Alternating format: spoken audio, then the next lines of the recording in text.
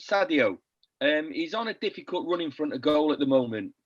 And when he missed that chance the other night, you probably wouldn't have seen it because you're on a touchline. But there was a look of kind of, it wasn't disappointment, it was disbelief. He couldn't believe that he'd missed that chance. Now, obviously, you can't teach him how to put the ball in the back of the net. But what can you do to kind of help him from a mental perspective, to kind of, keep him going and try and keep his confidence up?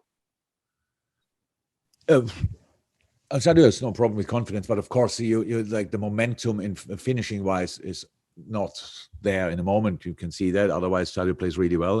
Actually, funny story. This morning, one of our analysts knocks on my door and asks, "Boss, do you have 2 minutes?" I said, "Yeah."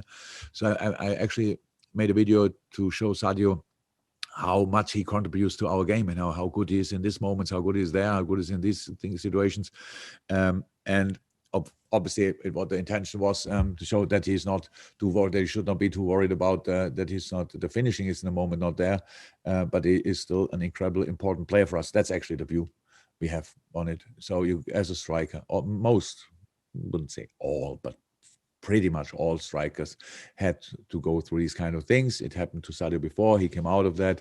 He scored for us incredibly important goals, and I'm pretty positive that he has a good chance to score one on Sunday. So after that, he's then away for a few weeks, and then he's coming back, and then we can talk about all the things for this game. Now it's all fine. How I said, he's too important for us that we only would think about these kind of things. You have to take these kind of things from time to time, and then after that it will be good again. We work on it football-wise, but it's not about now talking and putting a finger in it and making it bigger than it is and all these kind of things. We missed other chances as well. So, but of course, we all know Sadio finished situations off, or more difficult situations off for us already in other moments. Yeah, human beings. That's how it is. Thank you, Simon. We'll go to Joe Bernstein. The next one, Joe. Yeah, Jurgen, for us, Mo Salah is a hard player to read emotionally. He doesn't show a lot of emotion, maybe compared to Ronaldo. You always know what Ronaldo's thinking. So when I was just wondering if you could tell us when Mo misses a penalty or he's in a bad moment, which doesn't happen often, is he someone that gets worried about it? He has sleepless nights, or is he quite chilled and thinks, "Oh, it's no problem. I'll score the next one"? How does he react to adversity, if you like? Neither. No. First of all, we don't have now a lot of experience with Mo dealing with crisis or whatever, because he didn't have to. With a penalty, it just makes him more greedy to score a goal in the game. Usually, it didn't happen in that game, but how I said, we didn't play a really good game. If we bring him more often, he had another really good chance. If we bring him more often in promising situations, I'm pretty sure he would have finished one of them off. Missing a penalty. Yeah? So it's tough, especially now you have the rebound as well and then go on the crossbar. That's of course unlucky, no doubt about that. But that's it pretty much. They are top class players, and they deal constantly with failure. That's our life. That if you would know, and in the best game the boys play, how many things didn't work out, and they have to deal with it during a game. So that's what you learn pretty early as a footballer. And the better you are, the more often you will fail, because you come constantly in these decisive moments.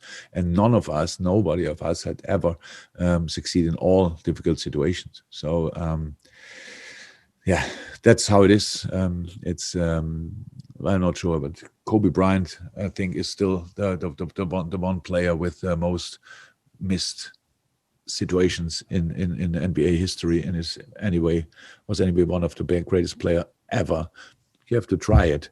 You have to come in these situations. Then you can fail. If you fail there, no problem. Go again, and everything will be fine. And that's pretty much the mindset Mo is in, and Sadio as well, by the way. Fantastic. Thank you, Joe. And this is going to be the last question, guys, just because we've taken quite a bit. So apologies to the hand I didn't get to. We have gone just purely in chronological order. So Johnny, to finish it off. Hi, Jurgen. Hi. Happy Hogmanay. I've got quite a you can ask Robbo what that means. I've got quite a general question for you. I think Liverpool and Chelsea are two of the best teams in football at using the wide areas. And I just wondered what your philosophy was to using those wide areas in modern football, but also whether you think that Trent and Robbo and yourself have helped create a bit of a revolution, or have influenced other teams in having fullbacks who are so creative and important to the attacking part of the game. I don't want to go too much in detail, to be honest, about our playing philosophy.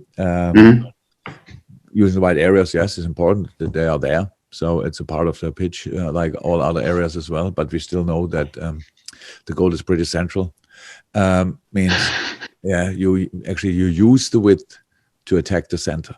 That's pretty much the sum up of what we try to do. So all the things end up in the center, and that's where it should end up. How you get there, there's obviously not a massive difference. So yeah, there are differences, obviously. Let me say like this: Chelsea has plays a different system, so they have the wings occupied by the wing backs. We do that with fullbacks. City is doing that with wingers. It's just a different setup with different positional players in a similar area. That's it. If we are on top of our game, it's difficult to deal with. If City is on top of their game, it's difficult to deal with. If City is on top of their game, it's difficult to deal with. I think so. They score more often from these positions, from the wide positions. Like as Alonso famously, Reece James scored a lot of goals. We prepare more from there, but that's it pretty much. We could talk really about that. We could talk for hours. Unfortunately, this is the wrong forum to do it.